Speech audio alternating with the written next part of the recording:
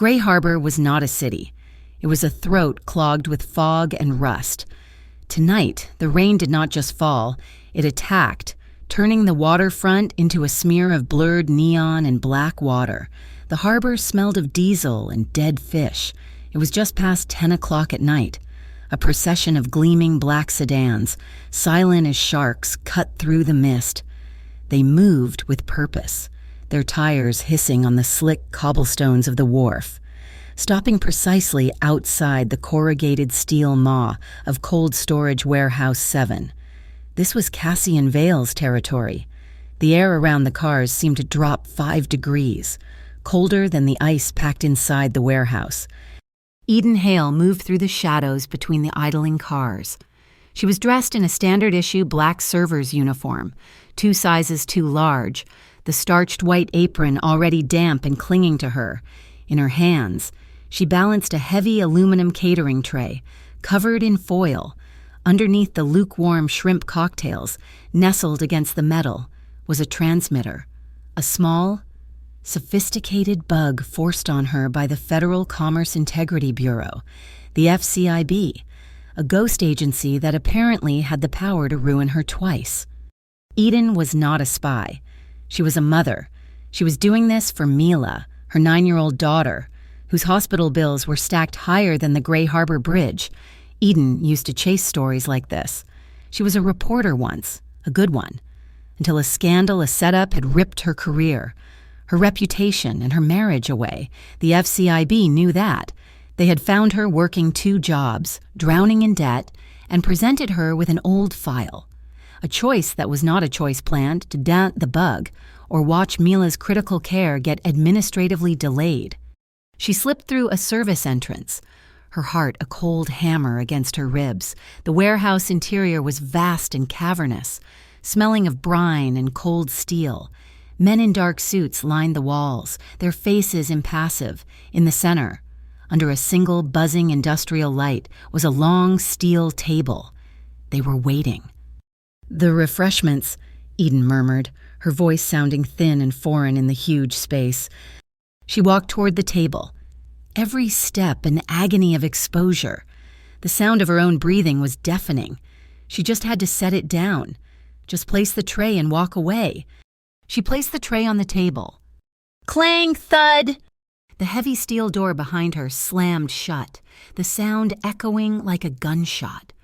A man near the door held up a small device, its red light blinking furiously. "We have a signal," the man said, his voice flat. "Active transmission." The air evacuated Eden's lungs. The men at the walls did not move, but the atmosphere tightened, pulling taut like a wire. A figure detached itself from the deepest shadows at the far end of the warehouse. He moved with an unsettling grace, not hurried, but inevitable. Cassian Vale. He wore a dark wool greatcoat, the shoulders damp with rain, tailored so perfectly it looked like armor. He stopped about 10 feet from her. His face was all harsh angles and control, but it was his eyes that held her. They were the color of the harbor water at midnight, cold and reflective, showing her nothing but her own terror. He did not look at the tray. He looked only at her.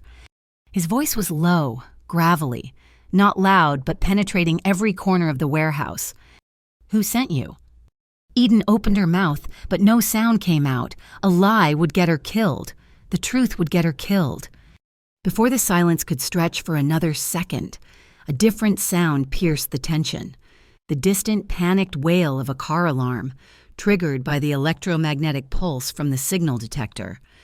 And then, the service door burst open again. "Mommy." A small figure darted into the warehouse. Mila.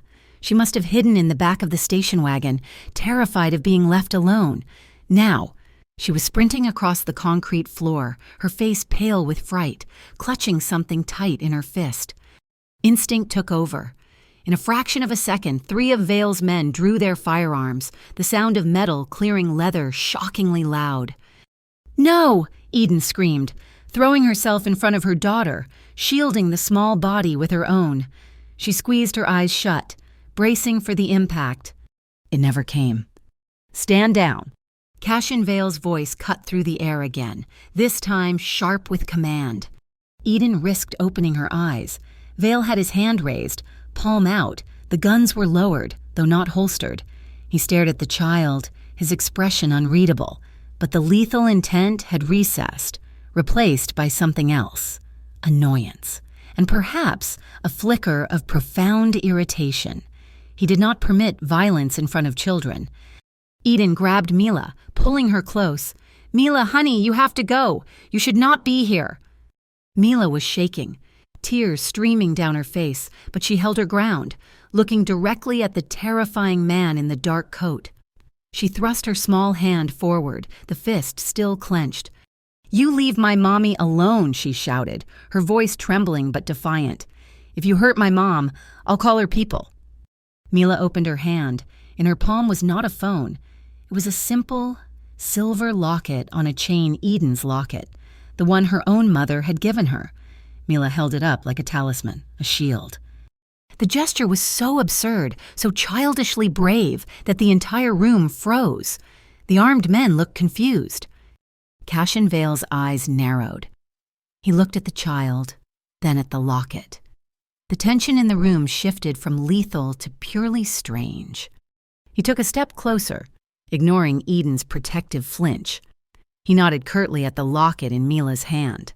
"Noah," he said. A man in a sharper suit stepped forward. "Boss, check it." "Check what it's jewelry." "Cassian," Noah said. "Check it." Noah sighed, produced a pair of thin electronic tweezers, and gently, almost apologetically, took the locket from Mila's grasp. He examined the hinge. He twisted the small clasp at the bottom, a clasp Eden had never even noticed. The locket did not open to reveal a picture. The face of it popped off. Noah stared into the mechanism. "Boss," he said, his voice suddenly losing all its boredom. "You need to see this." He turned the open locket toward Cassian. Eden craned her neck. It was impossible. Nestled inside the silver casing, where a tiny, folded photograph should have been, was a minuscule black rectangle. It was a high-density microdrive. Eden stared at it, her blood running colder than the warehouse air. She had worn that locket for 15 years. She had never known. 3 years ago, the words felt like acid. 3 years ago, Eden Hale had been the sharpest investigative reporter in Gray Harbor. She had a sixth sense for sniffing out dirty money, and she had aimed it squarely at a complex shell corporation washing funds through the port. She had been relentless. She had been right, and she had been framed. The story was stolen, twisted, and published under her byline with falsified documents pointing to the wrong man. Her source vanished. Her editors threw her to the wolves. The resulting lawsuit obliterated her career. Her husband, who had only ever loved her success, could not handle the disgrace. He left in the wreckage. Only 2 things remained: her daughter, Mila, and the simple silver locket her mother had given her just before she died. Her mother, a quiet woman who had spent 30 years as a senior accountant for the Gray Harbor Port Authority, had pressed it into Eden's hand. "Keep this," she'd whispered. "It's more than just a memory." Eden had assumed she meant sentiment. She'd been wrong. The memory evaporated, replaced by the freezing air of the warehouse. Noah Strick had plugged the microdrive into a high-spec portable reader. A bright, clinical white beam of light shot from the device, projecting a spreadsheet onto the damp warehouse wall. It was not a spreadsheet, it was a ledger. Rows and rows of transaction codes, container numbers, and shipping routes scrolled past. Eden's journalistic instincts, long dormant, snapped awake. She recognized the routing numbers. This was high-level freight logistics. Then she saw the names. One column listed transfers from the South Dock Syndicate. The other column listed authorizations from the Gray Harbor Port Authority. Cassian Vale stepped closer to the wall, his face impassive, but his eyes missing nothing.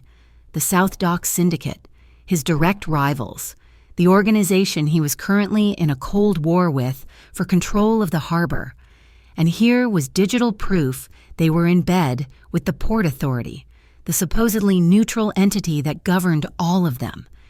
Noah scrolled to the final entry, a locked directory. The file name was Project Locket. Beside it was a logo, a stylized eagle and scales, the insignia of the Federal Commerce Integrity Bureau. But it was wrong. Eden stared, her mind racing. The eagle's head was facing left, not right. The scales were unbalanced. It was a subtle, expertly crafted fake. "I have never," Eden said, her voice shaking but gaining strength, "seen that drive before in my life." Cassian turned his cold gaze back to her. "A convenient defense. You walk into my warehouse, carrying a transmitter, and your daughter just happens to be holding a drive containing evidence against my primary rival." He took a slow step toward her. "You are bait, well executed, but bait nonetheless." "No," Eden snapped, pulling Mila tighter behind her. "Use your head. If I was bait, why would I be the one carrying the payload? If this Project Locket is what they wanted you to see, why hide it in my locket? Why not just leak it? And if the FCIB sent me, why is their logo fake?" She was breathing hard, the reporter resurfacing. "I was sent here to plant that." She pointed a trembling finger at the catering tray. "The bug, that was the FCIB's entire plan. They are blackmailing me. This," she gestured to the wall, "this locket, this is my mother's." Her voice cracked. "She worked at the Port Authority. She must have put it there before she died." Cassian watched her, his expression a mask of granite. Noah Strick cleared his throat. All eyes turned to him. "She might be telling the truth, boss," Noah said quietly, holding up the small scanner he had used on the tray. "The transmitter in the catering dish is standard government issue. Low cost, wide frequency, easy to trace back to a federal source if you know how. It's sloppy." He then pointed to the microdrive. This is military grade, heavy encryption, custom architecture. The signature is completely clean. No manufacturing markers. The people who made this drive are not the same people who gave her that bug." He looked from Cassian to Eden. Two different players. Boss, someone is playing her, and someone else. Someone is playing everyone. The silence in the warehouse was absolute, broken only by the hum of the cold storage units and Mila's quiet sniffles. Cassian Vale stared at Eden for a long, calculating moment. He saw the terror, but beneath it, he saw the spark of defiant intelligence. He saw the woman who had gotten too close 3 years ago. And he saw the locket, a dead woman's legacy. "You have 2 options," he said, his voice dropping back to that low, final tone. "You can leave. My men will escort you and your daughter out of this warehouse. The FCIB will be waiting. The South Docks Syndicate will learn what you're carrying. You will not survive the night." He paused, letting the cold reality sink in. "Or," he continued, "you and the child come with me. You will be placed under my protection at Highline Manor. You will be safe. No one will touch you." "And in return," Eden whispered, already knowing the answer. "In return," Cassian said, "you will use that reporter's brain of yours, and you will help me find out what Project Locket truly means. You will help me tear down the people who used your mother and who are trying to destroy you." It was another choice that was not a choice. A gilded cage instead of a shallow grave. For Mila. It was always for Mila. Eden Hale looked at the most dangerous man in Gray Harbor. She gave a single sharp nod. "We'll go with you." Cassian signaled to his men. The tension broke. Guns were holstered, doors were opened. A black SUV, sleek and armored, glided to the warehouse entrance. Noah gently handed the locket, now closed, back to Eden. As she bundled a shivering Mila into the plush leather interior of the truck, a burner phone, the one the FCIB had given her, vibrated in her pocket. She pulled it out. A new text message glowed on the screen. It was not from her handler. It was from an unknown number. "Deviate from the script, and your daughter's medical files get lost." Eden's blood turned to ice. She was trapped, caught between the overt threat of the federal agents who held her daughter's life in their hands and the silent, lethal protection of the Dawn sitting across from her. The price of the truth, hidden in her mother's locket, was a cage built by 3. Highline Manor was not a house. It was a statement of power. Perched high on the cliffs overlooking Gray Harbor, it was a fortress of black steel and dark glass, designed to see everything and be seen by no one. The armored SUV passed through 3 separate security checkpoints before gliding into a subterranean garage. Yet inside, the sterile, fortress-like quality gave way to something unexpected. The air was warm and still. While Cassian's men remained posted, they were discreet, fading into the architecture. He led them not to a sterile guest wing, but to a vast 2-story library. Books, real books with worn leather spines, lined the walls from floor to ceiling. A massive, unlit fireplace dominated one wall, and a deep-piled rug softened the floor. Mila, who'd been clutching Eden's hand in silence, let go. She walked, mesmerized, toward a shelf filled with illustrated classics. "You can read any of them." Cassian's voice startled Eden. He was standing by the door, having shed his damp greatcoat. He was just a man now, albeit a terrifyingly composed one, in a simple dark sweater and trousers. A late dinner is being prepared. The dinner was served in the library, on a low mahogany table. The tension was thick enough to cut. Mila, however, seemed to have recovered her nerve, emboldened by the proximity of so many books. She was eating a grilled cheese sandwich that had been cut into precise triangles. She looked at Cassian, who was nursing a glass of dark liquor, and asked the question Eden had been choking on. "Are you a bad man or a good man?" Noah, standing by the door, visibly tensed. Eden froze, her own sandwich halfway to her mouth. Cassian Vale looked at the 9-year-old girl. His face remained neutral for a beat, and then something unprecedented happened. The corner of his mouth twitched. It was not quite a smile, but it was the first crack in the marble facade. A tiny, dry laugh escaped him.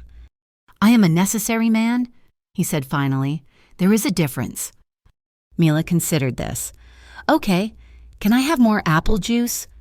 As he nodded for Noah to retrieve it, Eden watched him. She found herself talking, filling the silence, describing Mila's school project on ocean currents, then, falteringly, she spoke about her old job, about the thrill of chasing a lead, the belief that words could actually fix things.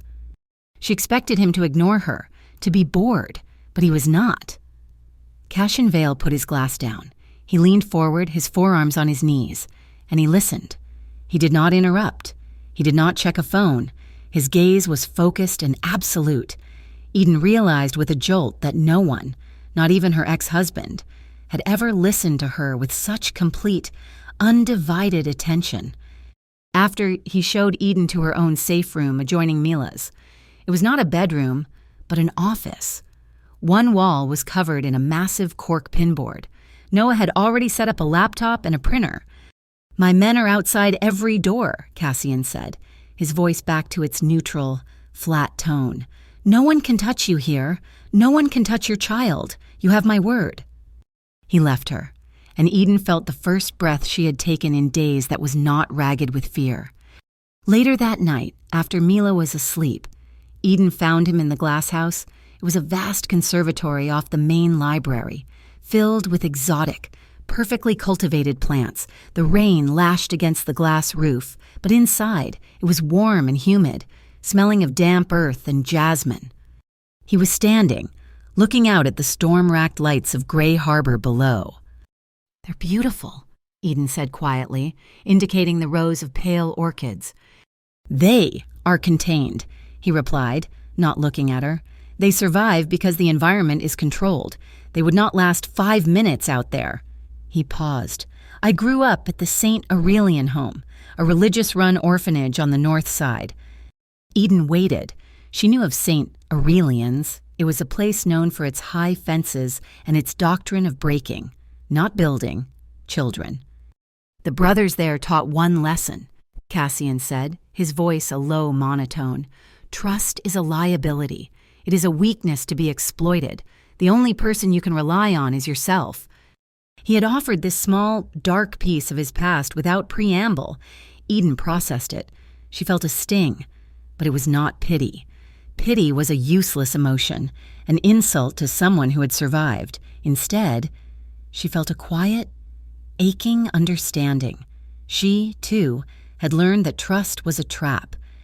"They were wrong," she said. "They taught you to be alone. They did not teach you how to be strong." He finally turned to look at her. The air in the glass house was thick and close. For the first time, his eyes were not cold mirrors. They were just dark and unguarded. "Let's look at the locket," he said abruptly, breaking the spell. Back in the safe room, Noah had the drive connected to a secure terminal. "It's locked down," Noah said. "There's a biometric failsafe. It's not a fingerprint. It seems to be looking for a specific electrical pattern, a heartbeat." "My mother's," Eden whispered. "It must be keyed to her." "Or to her bloodline," Cassian said. He looked at Eden. "Yours." Noah handed her a small pulse sensor, a simple clip for her finger. "That will not work," Cassian said, his voice impatient. "The signal is too processed. The encryption is looking for a raw, analog signature." Before Eden could react, he stepped close. The space between them vanished. He was tall, and he radiated a dry heat. "May I?" he asked, his voice low. She gave a jerky nod, her breath catching.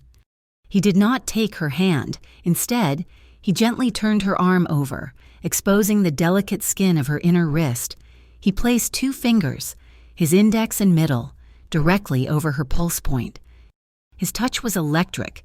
It was not sexual. It was clinical. And yet it was the most profound contact she had felt in years. A jolt of pure, unadulterated warmth shot up her arm, straight to her chest, where her own heart stammered in response. She could feel the slight, rough texture of his fingertips, a cartographer's touch mapping her veins. She looked up, and he was already looking at her. His eyes were fixed on hers, and she saw him register the sudden, sharp intake of her breath. She saw his own pulse jump in his throat. The air crackled. They both pulled back at the same instant, as if burned. Eden turned away, her face hot, pretending to check the laptop. Cassian cleared his throat and stepped back, clasping his hands behind his back. On the screen, Noah typed, "Acquiring biometric key. Acquired." A new file directory clicked open. "We are in," Noah said. The data unspooled. It was not just a ledger, it was a complete shadow budget. Millions of dollars. Funneled from the South Dock Syndicate, laundered through legitimate port contracts, and deposited into a single encrypted account, the Harridan Re-Election Fund, the mayor, and the entity coordinating every transfer, signing off on the faked invoices and ghost shipments. A digital signature appeared, FCIB Task Force Alpha, the same fake logo from the Locket. "My God," Eden breathed, her journalistic instincts taking over her shock. "It is not just corruption. The mayor is using a fake federal unit to finance his campaign with mafia money." Cassian Vale's face was carved from ice as he stared at the projection on the wall. The mayor, the South Dock Syndicate, a phantom federal unit. The pieces clicked into place, forming a picture far darker than simple corruption. "It is a purge," he said, his voice a low rumble. Eden looked at him, uncomprehending. "It is money laundering, millions of dollars." "The money is the grease," Cassian said, turning from the wall to pace the room. "The operation is the machine.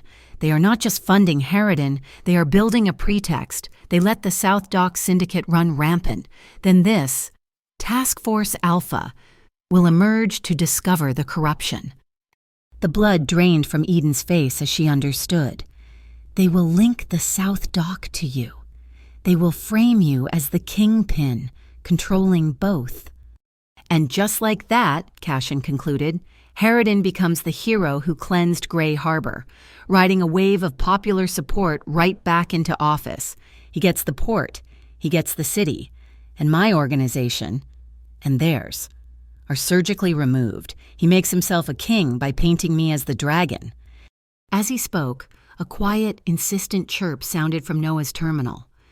"Boss," Noah said, his voice tight, "we have an aerial, high-speed UAV, moving fast, Thermal scanning pattern. It is painting the house. Cassion's eyes went flat. Lock it down. Before Eden could ask what he meant, she heard a series of heavy, staggered thuds echoing through the manor, like giant tumblers falling into place. What was that? Thermal blocking shades, Cassian said, moving swiftly to a master security panel in the main hall. And magnetic locks on every external door. They saw us. Now, we are blind to them, and they are blind to us.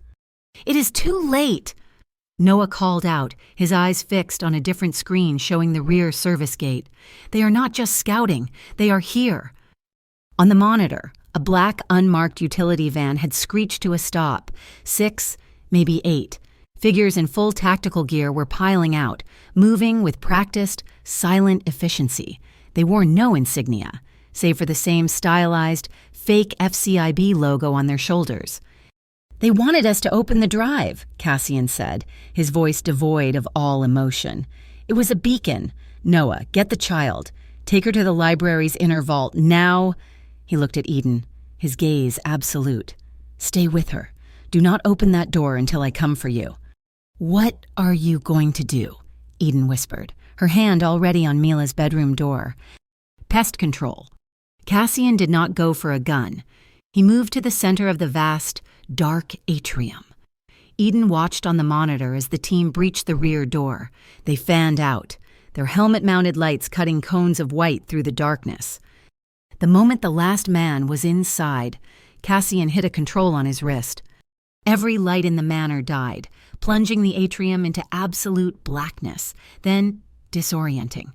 High-intensity strobes ignited from the ceiling, pulsing at a sickening, irregular rhythm, thick. White smoke began to pour from the floor vents, obscuring everything. The operatives shouted in confusion, their helmet lights rendered useless in the blinding, chaotic fog. Through the low-light feed, Eden watched Cassian move. He was a phantom. He flowed through the smoke and strobes, a blur of motion. He did not shoot. He did not permit the sound of gunfire in his home, not with Mila just one floor above. Instead, he dismantled them. It was not a fight. It was a precise, brutal, and utterly silent countermeasure. He used speed, leverage, and the environment. An arm was hyperextended. A man was slammed into a marble pillar. He moved from one target to the next, a study in controlled, non-lethal violence. In less than 60 seconds, it was over. The operatives were incapacitated, lying on the marble floor, disarmed and groaning. All but one, the team leader, a woman, stood cornered against a pillar, her weapon kicked away, breathing hard. Cassian emerged from the thinning smoke, not a hair out of place. He stopped 10 feet from her. "Who is your handler?" The woman just smirked. Eden had crept from the library, drawn by the sudden, terrifying silence. She stepped into the atrium light, and her heart stopped. She knew that face. She knew that smirk. "You," Eden breathed, the words stolen from her lungs. The woman's smirk widened. "Hello, Eden. Long time no see, and you look terrible." It was Verity Cole, the agent who had worked with her on the story that had destroyed her life, the woman who had supplied the fake documents, the woman who had set her up and vanished. You work for Harridan," Eden stammered, trembling with a rage that was 3 years cold. "I work for the winning side," Verity said, shrugging. "You are always too emotional. Eden, too sloppy." Cassian stepped between them, breaking Eden's gaze. The name. Verity Cole actually laughed, a short, sharp bark. "You are just a gangster, Vale. You are so far out of your league you cannot even see the stadium. This is a state matter." "This is my state," Cassian replied, his voice soft. Verity's earpiece chirped. "Extraction," she said, her amusement fading. She reached into her vest pocket. Cassian tensed, but she moved with deliberate slowness. She pulled out a single, black USB drive. "A message from management," she said. She dropped it to the floor and kicked it toward him. Then she pulled a pin from her vest, triggering a blinding flashbang. By the time Eden's vision cleared, Verity Cole was gone. slipped out a side passage like a ghost. Cassian did not touch the drive. Noah emerged, scanned it, and plugged it into his terminal. It was completely empty. He ran a deep file recovery. One deleted, 0-byte text file was found. He opened it. The screen displayed 3 words. Bring the child. A white-hot, protective fury Eden had never known flooded her system. They are using my daughter. They are targeting my daughter. Cassian's face was stone. No, he said. They are trying. He made a call. His voice clipped. Activate the Patron protocol. Full relocation, now. He turned to Eden. She's not safe here. I am moving her to the Red Foundry. What is that? A community art space I fund in the industrial district. It is public, anonymous, and the upper floors are a secure compound no one knows about. She will be taken there immediately, disguised as part of a private youth drawing class. She will be safer there than anywhere in the city. Eden hated it. Hated her daughter being a piece on a chessboard. I am not just going to hide while they move my daughter around. I have to fight back. We have to leak the Locket data. Now. How? Cassian asked, already anticipating her answer. My contacts, she said, pulling out her personal phone. My old editor at the Gazette. My best source in the city council. She dialed the first number. A synthesized voice. This number is no longer in service. She dialed the second. It rang, then went to a generic voicemail. She dialed the third, a deadline. She stared at the phone, a cold, dawning horror creeping over her. They are gone. All of them. The numbers are dead. Verity, Harridan. They did not just ruin my career. They scrubbed my entire network 3 years ago. I have no one. They scrubbed your network, Cassian corrected her. Not mine. He nodded to Noah, who was already typing furiously. Find the bank. Project Locket is the operation. Harridan is the client. Find the nexus. Already on it, boss, Noah said. The funds are routed through a dozen shell companies. But the final holding account? It is a charitable trust, the Levantine Fund. We are going to their servers, Cassian said, grabbing a new jacket. We? They want the Locket. They want you. You are the only one who can biometrically unlock the data. You are coming. They took 2 vehicles from the subterranean garage, an armored SUV for Eden and Noah, and a low-profile, matte black sedan for Cassian. Follow my lead, he ordered. Do not stop for anything. They burst onto the I-17 spur, the elevated highway cutting through the city. The night was dark. Traffic was light, too light. 2 black sedans, identical to Cassian's, materialized from an on-ramp, flanking the SUV. They are on us, Noah yelled, fighting the wheel as one of the sedans slammed into their rear quarter panel. Cassian's sedan roared up from behind. They are boxing you in. His voice crackled over the comms. Do not let them. Construction exit, 400 yards. Move. The second sedan pulled ahead, swerving to block the exit ramp. They are cutting us off, Eden shouted. Hold on, Cassian's voice replied. His sedan accelerated, a black blur. He did not try to pass. He rammed the lead sedan. The sound was a deafening shriek of metal on metal. Cassian's heavier, reinforced car threw the other vehicle into a spin. But the second car was still on their tail. As Noah wrenched the SUV toward the dark, unlit construction ramp, the second sedan swerved, aiming to T-bone them. It was a perfect pit maneuver. The SUV's back end fishtailed wildly, heading for the guardrail. Then Cassian was there. He had cut across 2 lanes, intentionally placing his own car between the SUV and the attacker.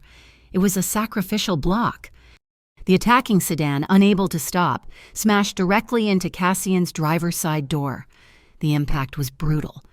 Noah regained control, gunning the engine and plunging the SUV down the ramp to safety. Eden looked back.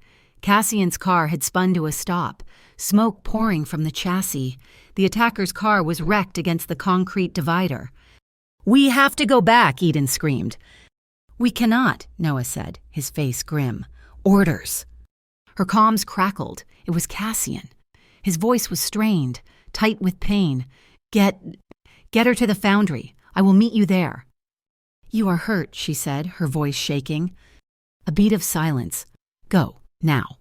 When they arrived at the red foundry an hour later, he was already there, leaning against a brick wall in the alley.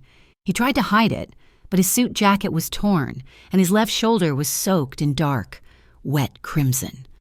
The red foundry's safe room was nothing like Highline Manor. It was smaller, functional, its walls lined with industrial shelving rather than leather-bound books, but it felt warmer, the exposed brick walls retaining a day's heat. Cassian sat on the edge of a steel desk, his face pale under the track lighting, his jaw set. Eden returned with a heavy first aid kit, her hands tight. "Noah let me in. He's watching Mila downstairs. She thinks you are all playing a game." Cassian did not reply, his eyes fixed on the far wall. "You have to take the jacket off," Eden said, her voice quiet. He did, slowly, hissing as the torn fabric pulled at the wound. He shrugged off the ruined suit jacket and the dark shirt beneath, leaving him bare-chested from the waist up.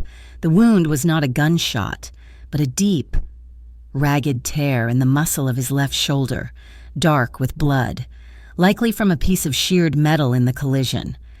Eden's hands trembled as she opened the antiseptic bottle. She poured it onto a square of sterile gauze, her stomach lurching. "You might want to—" "Just do it," he said, his voice clipped. She pressed the gauze to the wound. Cassian's entire body went rigid. A sharp, ragged breath tore from his lungs, and he shut his eyes tight, his right hand clenched into a fist on the desk, his knuckles white, the muscles in his uninjured shoulder and across his chest seized, standing out in sharp relief. Eden held the pressure, her own breath held in sympathy. She was so close she could feel the wave of heat radiating from his skin. The air was thick with the sharp smell of antiseptic and the metallic tang of his blood. "I'm sorry," she whispered. "It is fine," he bit out. She worked in silence, her initial tremor steadying into a focused, clinical calm. She cleaned the edges of the gash, her touch becoming more confident, and as she worked, she felt a change in him. The iron-hard tension in his shoulders began to unspool. The fist on the desk slowly uncurled, his breathing, which had been harsh and shallow, deepened, slowing to a steady, quiet rhythm.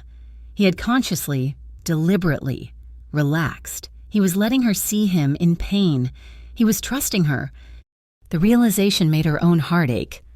"I have never," she said, her voice barely audible, "been so afraid in my entire life. Not in the warehouse, not when Verity was there." She taped a thick bandage into place, her fingers brushing his skin. "I was afraid on the highway. When I saw your car spin, I thought he had killed you." He remained still, his eyes still closed. "And I hate it," she continued, the words spilling out, a confession in the quiet room. "I hate that I am grateful to you. I hate the system that put me in that warehouse. I hate that my daughter's life depends on a man who does what you do. And I am terrified of what you are, Cassian, but I am more terrified of what they are." He opened his eyes. They were dark, and all the ice was gone, replaced by a profound, weary stillness. He looked at her, his gaze holding hers. "Control," he said, his voice low and rough. "It is the only thing I have ever had. From the day I left St. Aurelian's, every move is planned, every outcome is calculated. There are no surprises." He paused, and his expression shifted, something vulnerable breaking through. "When I see your daughter, when I see her look afraid, I lose it, all of it. That is a feeling I do not know. On the highway, when I saw that car aiming for you, I did not calculate, I just moved." He looked down at his bandaged shoulder as if it belonged to someone else. "I hate it, too. Eden, that kind of fear. It makes a man reckless." They stood there, inches apart. The space between them was electric, charged with their confessions. She had finished her work, but her hand lingered on his arm. She should have pulled away, but she did not. He did not move either. He looked at her mouth, then back to her eyes. The silence stretched, filled only by their breathing. "May I?" he asked. The question was a bare whisper, a request for permission so profound it made her tremble. Eden could not find her voice. She just nodded, a single, small movement. He raised his uninjured hand, not to her face, not to her waist, but slowly, placing it flat against her back, his palm resting between her shoulder blades. It was a gesture of support, a gesture of safety. It was not possessive. He leaned in slowly, giving her every chance to retreat. She did not. The kiss was not what she expected. It was not a hard, demanding kiss of a dawn. It was hesitant. It was slow and deeply respectful. It was just the soft pressure of his mouth against hers. A question. The taste of him was whiskey and something metallic and warm. Her heart hammered against her ribs, a frantic bird. She responded, parting her lips slightly, and her own hand came up to rest on his chest, over his heart. She could feel the steady, strong beat beneath her palm. The kiss deepened, and she felt herself lean into him, pulling him fractionally closer, the fear and gratitude and anger all melting into this one. Impossible connection. A sound drifted up from the floor below, a clear, bright peal of laughter. Mila. They both pulled back at the same instant, not in guilt, but in awareness. They looked at each other, and a small, mirrored smile touched both their faces. The boundary was clear. The boundary was tenderness and promises, and the small girl downstairs who was the center of it all. He did not move his hand from her back. Instead, he leaned forward and rested his forehead against hers. His skin was warm. She closed her eyes, breathing him in. "When this is done," he murmured, his voice thick, "when she is safe, I want to kiss you like a normal man, in a normal place, with no blood and no lies." Eden let out a shaky breath. She kept her eyes closed, her hand still on his heart. "Let's survive it first," she whispered. The Red Foundry safe room became a war room. The target, Mayor Harridan's re-election gala, held in 2 days at the Aurora Museum of Industry. "Harridan is arrogant, Ma," Cassian said, his bandaged shoulder a stark white against his dark sweater. "The Levantine Fund is a primary sponsor of the event. Their secure server will be networked directly to the museum's donation terminals." Noah typed, his fingers a blur. "He is right. They're running a live encrypted donation tracker. If we can get inside that network, we can access the fund's master server. We need the encryption keys." "We cannot hack it from the outside," Eden said, her mind snapping into its old journalistic focus. "The firewalls are too strong. We need to be inside the room." "Exactly," Cassian said, "which is why we are all going. It is a legal infiltration, a heist of the mind." The plan was simple and insane. The Aurora Museum was Vale territory, one of his first legitimate acquisitions. He had funded its smart lighting renovation. "I own the wiring," he said simply. Eden would be their way in. She reactivated her old press credentials, posing as a freelance reporter covering the society event. "No one will look twice at a reporter with a laptop bag," she said. That bag would hold Noah's custom-built key-scraping device. Cassian would attend as what he was, a mysterious, high-level donor, drawing all the security focus. While they planned, Mila sat in the art studio below, safe with a formidable ex-military woman who Cassian introduced only as Helen. Mila was drawing, her tongue sticking out in concentration. When Eden went to check on her, Mila held up the picture. It was a crayon drawing of 3 stick figures, one tall, one medium, one small, standing on a pier under a yellow sun. "It is us," Mila said proudly. 3 people at the docks, for when we all go home." Eden kissed her, her heart aching. Before she left, Mila unhooked the locket from her own neck and pressed it into Eden's hand. "For luck. Mommy, it is your mother pass." The night of the gala, the Aurora Museum was a blaze of light, a glass and steel cathedral humming with the sound of jazz and champagne. Eden wore a simple black dress Noah had procured, her press pass clipped to the lapel, the laptop bag heavy on her shoulder. The locket was cold against her skin. Cassian arrived separately, a phantom in a perfectly tailored tuxedo. He did not look at her, but she felt his presence as he was swarmed by Harridan's fawning aides. He was the biggest whale in the room, and he was drawing all the sharks. Eden moved along the edges of the crowd, setting up her equipment near the main donation terminal, pretending to check her light meters. A voice, low and venomous, whispered in her ear, "You always did look better when you were pretending." Eden froze. Verity Cole stood beside her, holding 2 glasses of champagne, a predatory smile on her face. She looked stunning in a silver gown. "Verity, nice dress. Pity about the company you keep," Verity murmured, her eyes flicking to Cassian across the room.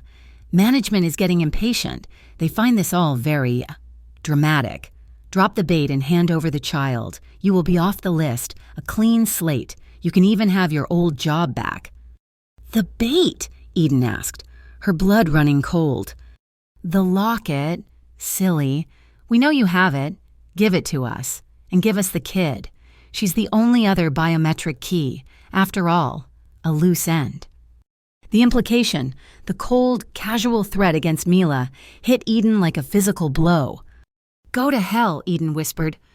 Verity just sighed. "Your choice." She turned and melted back into the crowd. Eden's hands were shaking so badly she could barely connect the device. She looked across the room, desperate. Cassian was smiling for a photographer, his arm draped over the back of a socialite's chair, but his eyes were not smiling. They were scanning the ceiling, tracking the smart light grid. He saw Eden. He saw her panic. He gave a single, almost imperceptible nod. Now. Eden plugged the device into a hidden network port behind the terminal. On his phone, Cassian, still smiling, activated the museum's lighting diagnostic protocol. For a fraction of a second, the lights flickered. In that instant, Noah's device, now linked to the lighting grid, was given top-tier security clearance. It was in the red foundry. Noah watched the data pour onto his screen. "I am in," he whispered. "I am inside the Levantine Fund."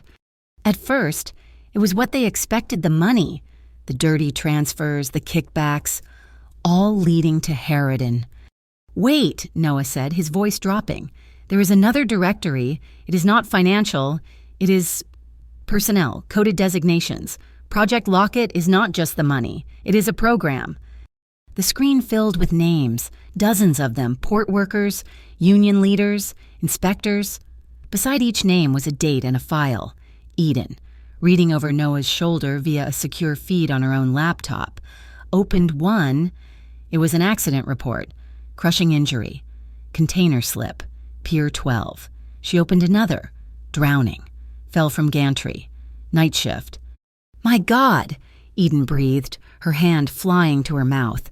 "They are not accidents. This is a blacklist. This is a list of people who were disappeared at the port, murdered." "Internal expulsion," Noah read, his voice sick. "They are cleaning house." Eden scrolled, her heart hammering, her old reporter's sense of dread rising. She knew these names. She had interviewed some of them 3 years ago. And then she saw it. The name at the very top of the list, the first accident. Hale, Jonas, disappeared at sea. Vessel failure.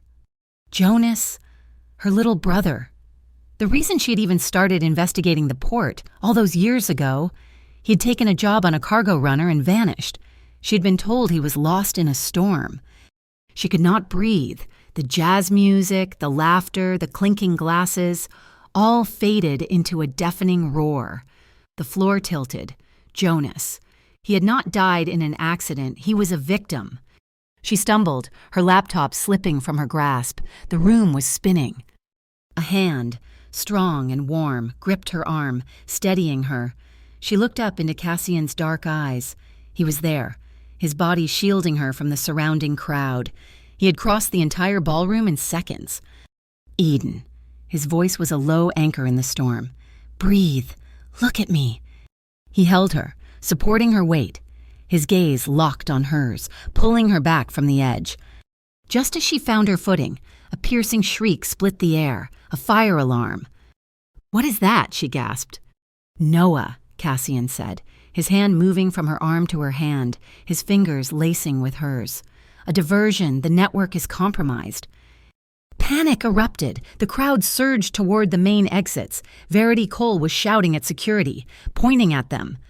Not that way, Cassian said. He pulled her, hard against the tide of people, toward a service door marked Artifact Storage.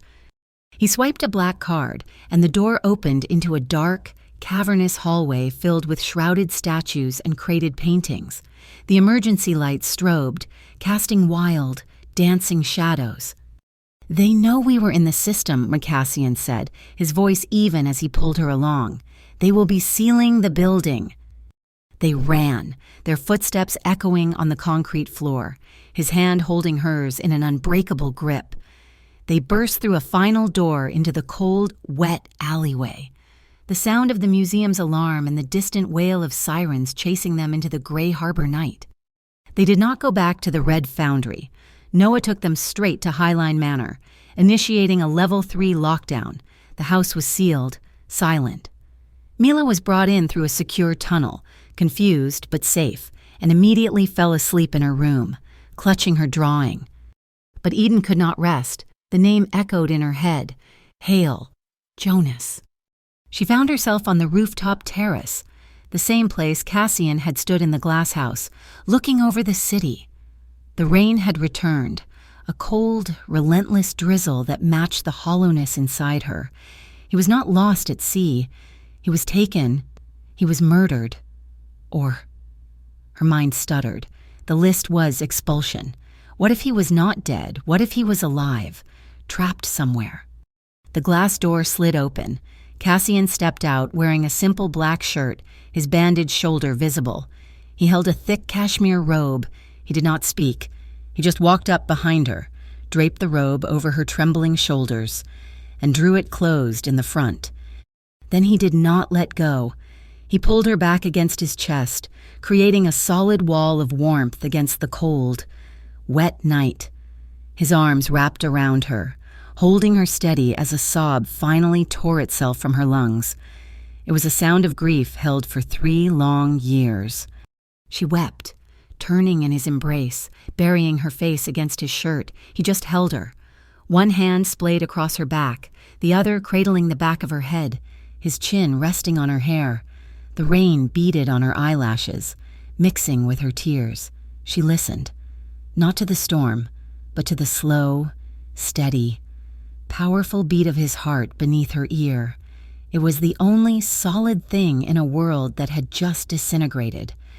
"I hate this," she whispered, her voice muffled against him. "I hate being weak." "This is not weakness, Eden," his voice rumbled, the sound vibrating through her. "This is grief. You are human." "I am afraid," she admitted, the words raw.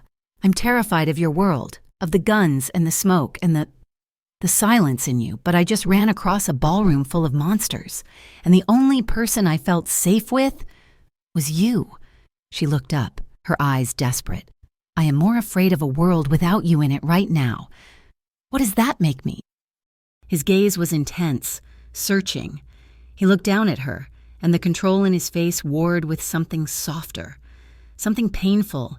"It makes you like me," he said, his voice rough. "I fear nothing. Not Harridan, not the Syndicate, not death." He paused, his thumb brushing a raindrop from her cheek. "But I fear this. I fear my power.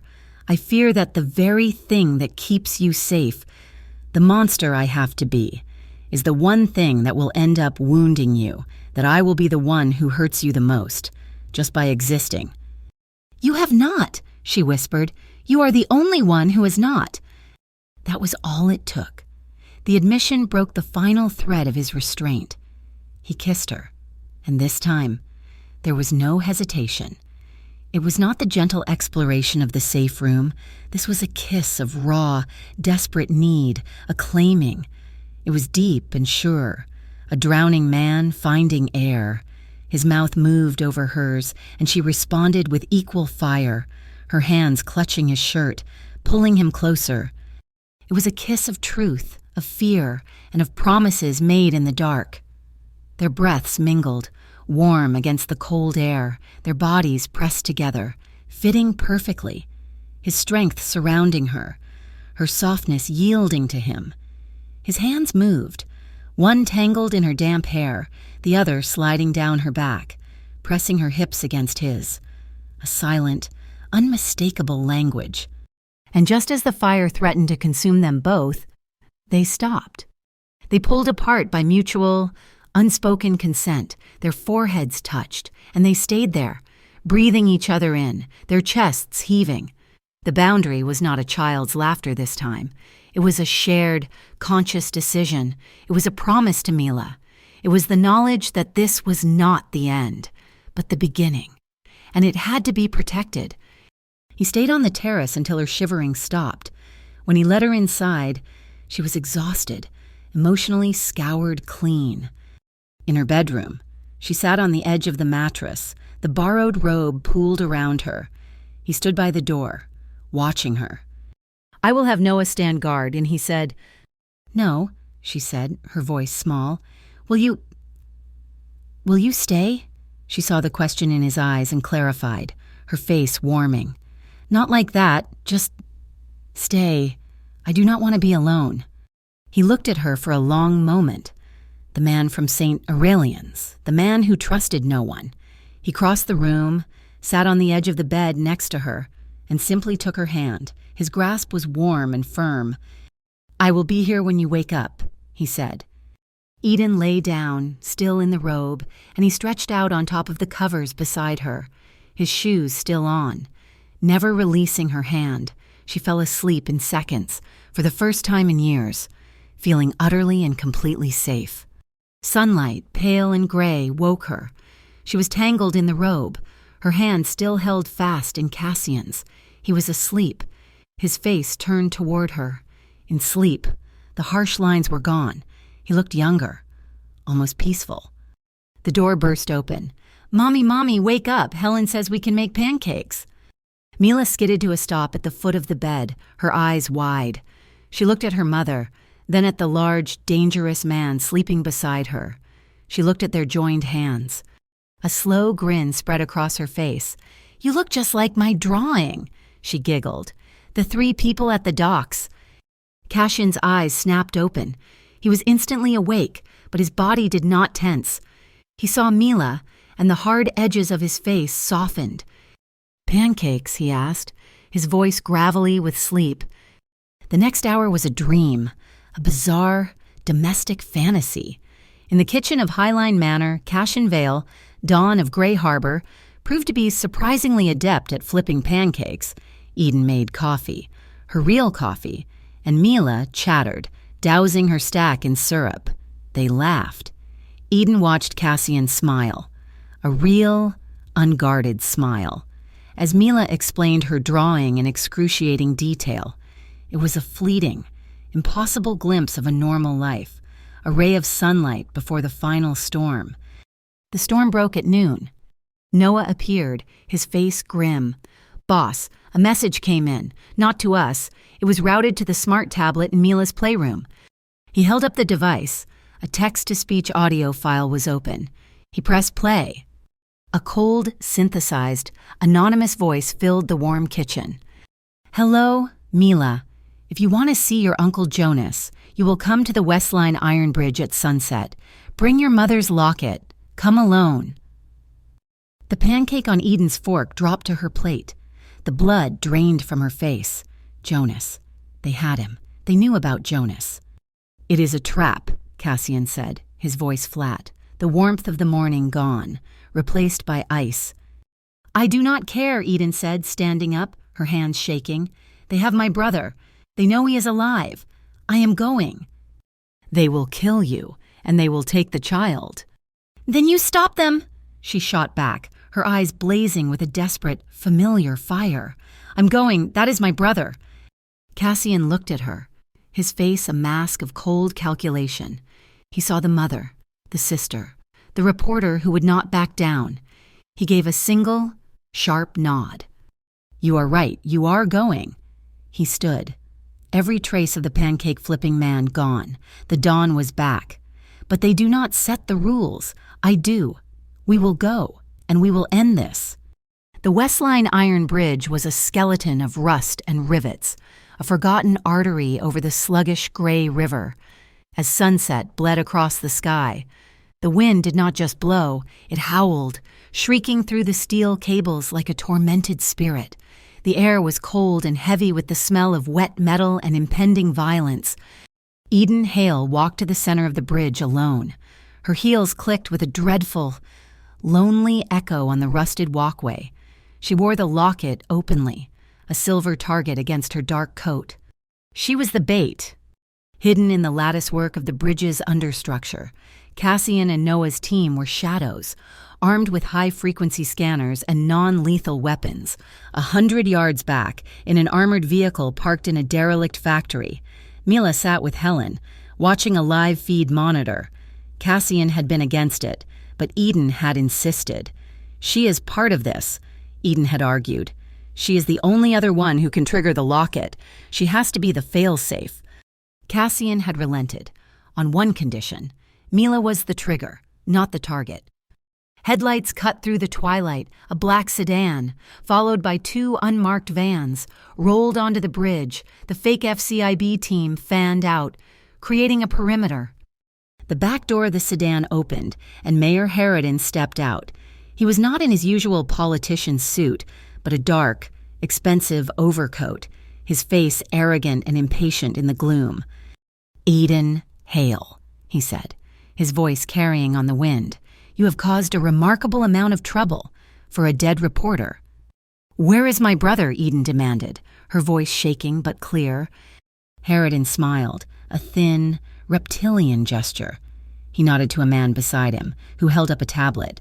The screen lit up, showing a video. A man, thin and pale, with Eden's eyes, was chained to a pipe in a dark, damp room. He was alive. He was breathing. It was Jonas. Eden's breath caught in her throat. Jonas? He is uncomfortable, but alive, for now, Harridan said smoothly. He gestured to the locket. "The item. Give it to me, and you and your child get a ticket out of Gray Harbor, a flight to anywhere, a new life. We will even wipe the FCIB file we used to blackmail you." "And Jonas," Eden whispered, her hand instinctively moving to the locket. Harridan shrugged. "Let's call his fate. A matter of destiny. We will see how generous I feel after I have what I want. Now, the locket." Eden looked at the video of her brother, her resolve crumbling. She had a choice. Her brother's life, or the truth. She looked at Harridan, at his cold, assured face. He would kill Jonas anyway. He would kill them all. But the sight of her brother... Her hand closed around the locket. She was about to unclasp it. "No, Mommy?" A small, high voice, amplified by a speaker, blasted across the bridge. "You cannot give it to him." Harridan spun, confused, searching for the source of the voice. Who is that, the child? In the armored van, Mila, her small face a mask of furious determination, leaned into the microphone Helen held. On the bridge, hidden on Eden's person, was the real locket, the one keyed to her biometrics, but the trigger was not proximity. It was voice, Mila's voice. "You think this is for you?" Mila shouted, her voice echoing over the iron girders. "This is not ransom, you bad man. It is the key. It is the key to the public broadcast, Noah. Now." Harridan's face went white with confusion. What broadcast? Shut her up." "On it." Noah whispered into his comms from below the bridge. He hit the master key. "Activating Project Locket, public protocol." On the bridge, the strings of antique lights running along the cables flickered. Then they pulsed, not with light, but with data. They had become, as Cassian planned, a massive light antenna. All across Gray Harbor, on every public LED screen from the Jumbotron at the sports stadium to the advertising billboards in the docks, to the flat screens in every bar, the feeds switched. The data from Project Locket, the data Eden's mother had died to protect, streamed live. The crowds at the waterfront looked up.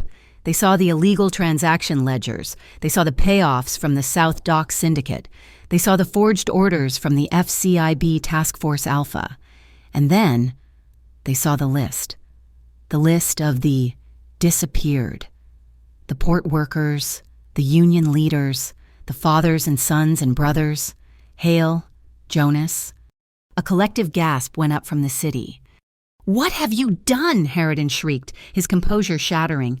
"Kill the feed! Kill it!" "It is too late, Mayor." A new figure stepped from the shadows, Verity Cole. She walked calmly toward Harridan, her gun pointed not at Eden, but at him.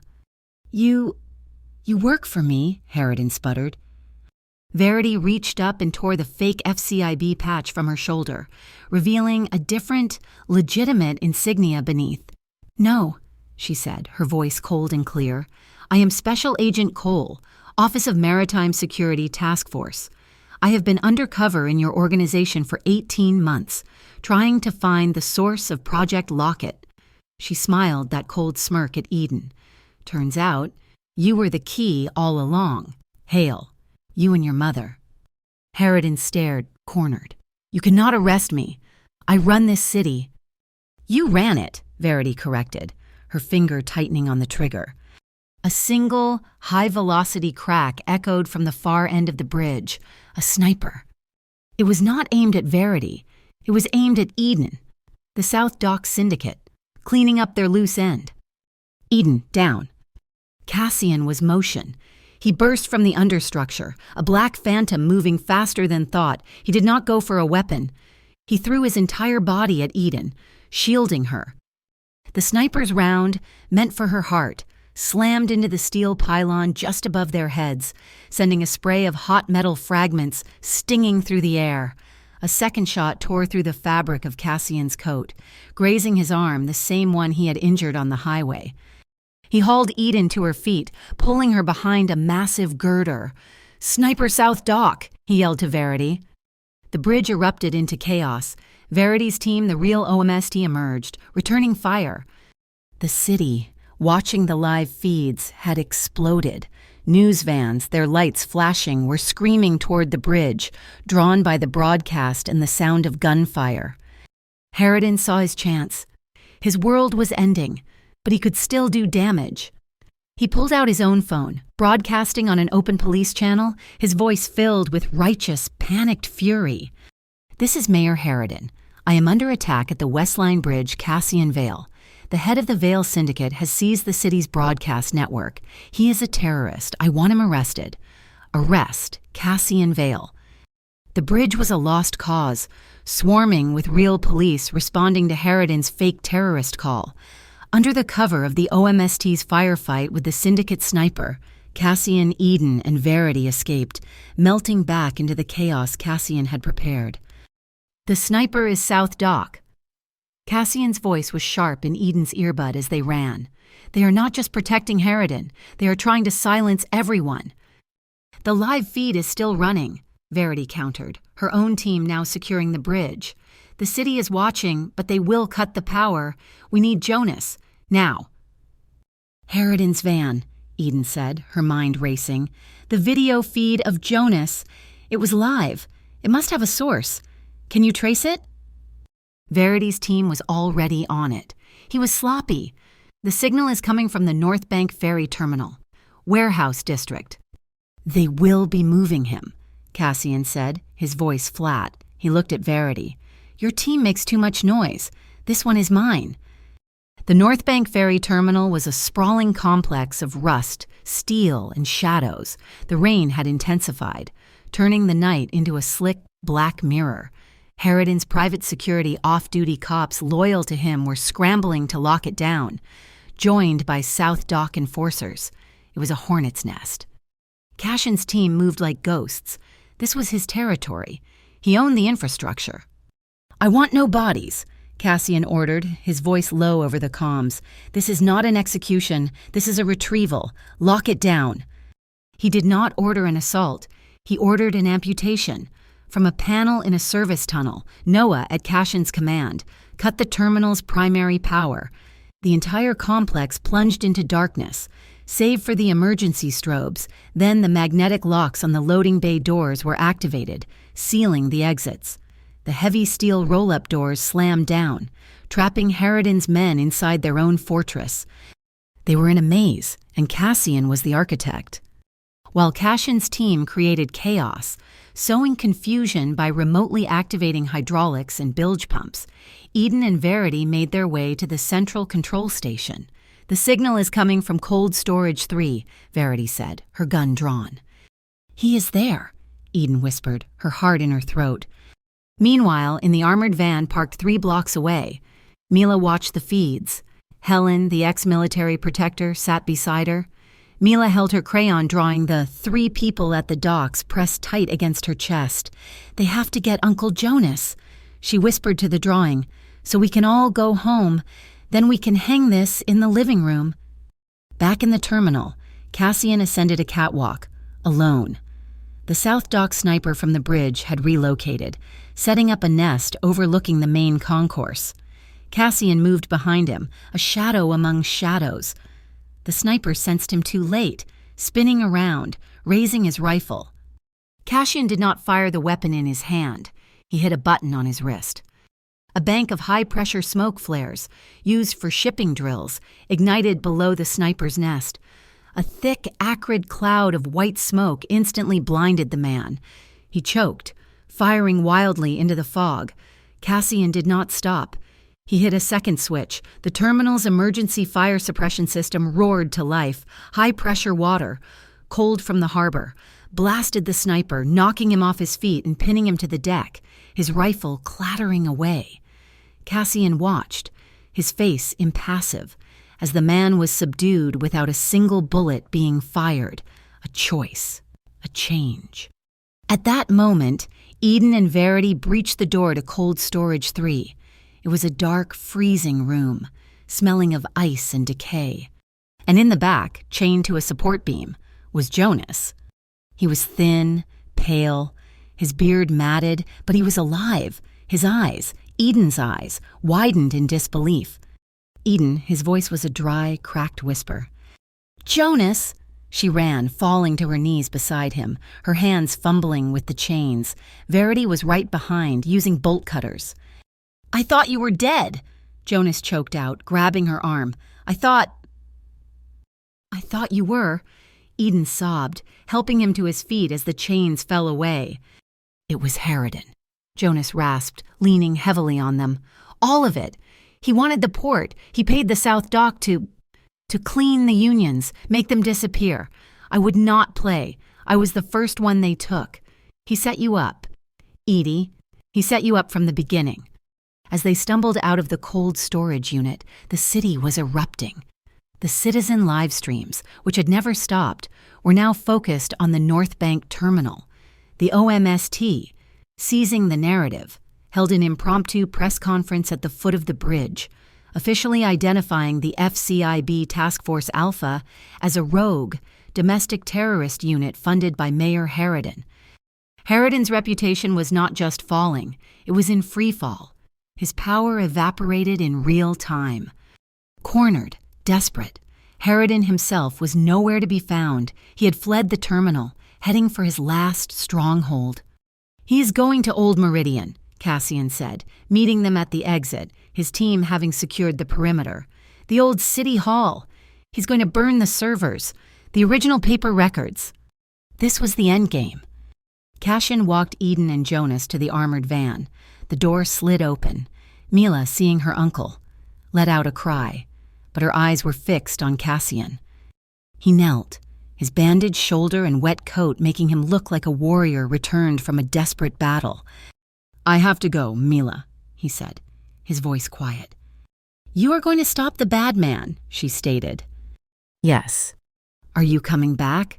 For pancakes?" she asked, her voice small, clutching the drawing. Cassian's face softened. He reached out and gently brushed her hair from her face. "I will be back for pancakes," he promised. Mila nodded, a grave decision made. She unhooked the locket from her own neck, the one Eden had given her back. She pressed it into Cassian's large, calloused hand. "You should hold this," Mila said. "Mommy said it's a key." But I think it found its house. Cassian looked at the simple silver locket in his palm. He closed his fist around it, a silent vow. He stood up, looked at Eden, and then turned, disappearing into the rain, heading for Old Meridian to finish it. Old Meridian City Hall was a granite tomb, and it was burning. Harridan, in his final, desperate act of a cornered king, had activated incendiary devices in the central archives. Thick, acrid smoke poured from the high, shattered windows, and the cold night rain hissed against the superheated stone. They did not enter as a single unit. They were 3 prongs of a tactical fork. Verity Cole and her OMST team breached the front doors, met by a wall of heat, Noah, in the subterranean utility tunnels, cut the internal power, forcing the building onto emergency lighting. Cassian and Eden used a forgotten maintenance passage Cassian had known about for years, one that led directly behind the archives. They found Harridan in the vast cathedral-like records room. He was a man insane, frantically tearing 1,000-page ledgers from shelves and hurling them onto a massive pyre of burning file cabinets. He was destroying the original paper trail. "It is over," Harridan, Verity shouted, her voice echoing in the chamber, her team fanning out, weapons raised. Harridan spun, his face a mask of sweat and soot, his eyes wild. He laughed, a high, strangled sound. "Over, are you arresting him?" He jabbed a trembling finger at Cassian, who emerged from the shadows, Eden right behind him. "He's the criminal. He is Cassian Vale. He's the Mafia." "He is what he is," Verity retorted, her gun steady, her face grim. "But you, Mayor, you are a fake state. You use the badge to do the Mafia's work. That makes you worse." "Wait," Eden said, stepping forward. The smoke stung her eyes, but her voice was clear. She held the locket. "There is one last file." "Eden, no," Cassian warned. "The place is unstable. My mother left one last thing," she insisted. She pressed the clasp, not opening it, but tracing a small pattern on the silver. It was not a key. It was a player. A tiny, tinny speaker hidden in the filigree, crackled to life. It was a voice recording, her mother's voice, preserved for 15 years. "Cannot go to the police," the voice whispered, frail and terrified. "Harridan owns them. I cannot go to the syndicates. They are the ones paying. I am hiding the full ledger, the master key, in my daughter's locket. And I am sending a copy, just one, to the only other power in this city I can trust. The one they call the final gatekeeper. The man who stands between the state and the street. The one who does not answer to either." Cassian stood motionless, the firelight casting flickering shadows across his face. He remembered the sniper on the ferry terminal. He remembered the smoke, the water, the choice to subdue, not to kill. He had preserved life when death was easier. He was the gatekeeper her mother, an accountant he had never met, had trusted him, not the police, not the gangs. She had trusted him to be the balance. "A ghost story!" Harridan shrieked. He lunged, not at Verity, not at Cassian, but at the one person who mattered. He grabbed Eden, yanking her back, pressing a small, silver pistol to her temple. He used her as a human shield. "Everyone drops their weapons," he screamed, his voice cracking. "Drop them, or she dies." Verity's aim faltered. Her team froze. Cassian Vale did not. He looked at Harridan, his gaze absolute, showing no fear, no anger. He was the eye of the storm, slowly, deliberately. He unholstered his weapon and placed it on the floor. He kicked it away. "Let her go, Harridan," Cassian said, his voice calm, almost conversational, as he took a slow step forward. "Stay back, I will kill her." "You are done," Cassian continued, taking another step, drawing the mayor's manic focus. "The city has the data. The OMST has the bridge. You are standing in a burning building, holding your last mistake. You had choices. You chose this fire. Is this how you want to end it?" "Shut up!" Harridan screamed, his arm tightening around Eden's throat, his eyes darting to Cassian. He took his eyes off Verity for one fatal second. The sound of her weapon was a sharp crack. It was not a kill shot. It was a neutralization. The bullet struck Harridan's wrist. The pistol clattered to the burning floor. Harridan howled, collapsing, clutching his shattered hand. A massive support beam overhead groaned, tearing free from the ceiling. It crashed down, bringing a cascade of fire and stone.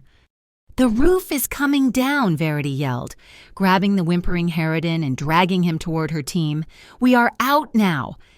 Cassian was already moving. He ran to Eden, but the path back was blocked by a wall of flame. The floor was gone. He did not hesitate. He scooped her up, his arms strong, lifting her as if she weighed nothing. Eden cried out, wrapping her arms around his neck as he turned and ran. Not through the fire, but through it. He charged through the inferno, his own body shielding her from the worst of the heat and the falling debris. They burst through the massive front doors, collapsing onto the wet, slick pavement, just as the entire central tower of Old Meridian fell in on itself. The air was chaos. Rain and ash fell from the sky. Sirens screamed. Cassian was on his knees, coughing, his lungs raw. Eden looked at him, her face streaked with soot, her hair singed. He looked at her. His savior, his liability, his reason. In the middle of the square, surrounded by flashing red and blue lights, with the city hall burning behind them, he leaned forward. He kissed her. It was not a gentle kiss.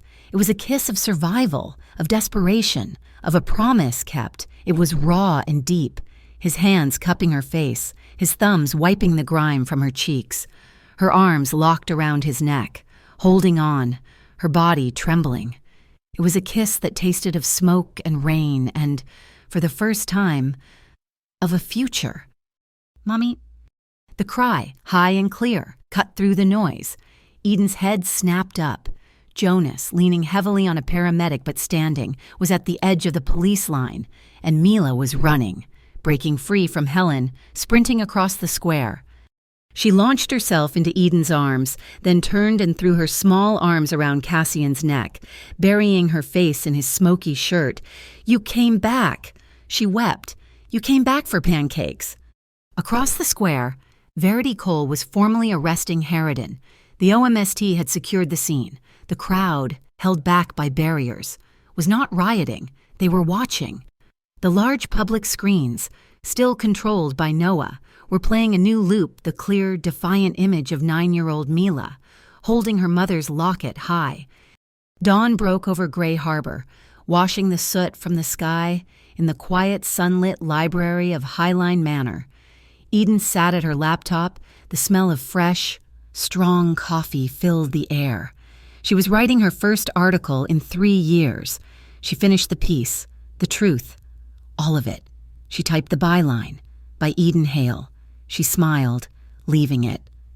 Cassian walked in, holding a fresh mug. He set it beside her, his hand coming to rest on her shoulder. "Just Eden Hale?" he asked, his voice quiet. "It is my name," she said, leaning her head back against his hand. He leaned down, his lips brushing her hair, his voice a low promise. "I want to try," he whispered. "I want to be a normal man. Eden, with you, in the city. It is not a normal city, but I want to try." The scene pulls back. In the bright living room, Mila's crayon drawing, 3 people at the docks, is now in a beautiful frame, hanging on the wall. Jonas, looking healthier, is laughing as he shows Mila how to froth milk for a cappuccino. The house is filled with light. Eden stands, walking toward them. The locket is around her neck. It is not a key anymore. It is just a memory. Cassian follows her.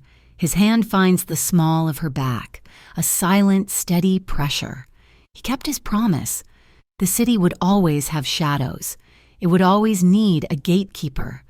But now, he would not be guarding it alone. Thank you so much for listening to our story. We would love to know where you are listening from, so please comment below, share your thoughts, and let's connect. Please subscribe to our channel, Mafia Boss Story, like this video, and support us by hitting the hype button so this story can be heard by more people.